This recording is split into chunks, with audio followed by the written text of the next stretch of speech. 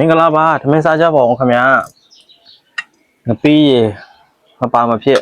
တခွားသီးကောလခါသီးကြက်ဟင်္ကာသီးပြုတ်ရုံးပရိသီးပြုတ်ပဲပင်ပေါက်ပြုတ်တယ်ဒီမှာပဲငပီးကြော်တယ်ပဇွန်နဲ့ကမွန်းချင်ရွက်နဲ့ကြော်တယ်ဒါကကောလခါသီးကြော်ထမင်းစားကြပါအောင်ခင်ဗျာဒါတော့ခရမ်းသီးနှက်ပေါ့နော်ခရမ်းသီးနှက်ကတော့ပကံထဲမှာပဲထည့်လိုက်တယ်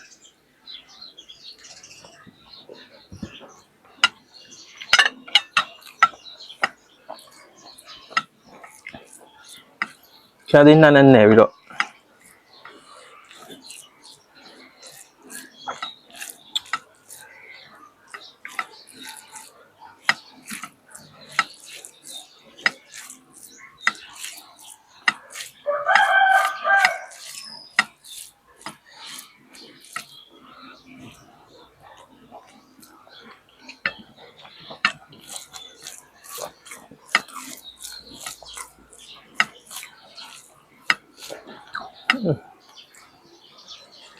ကောလခါသီးကြော်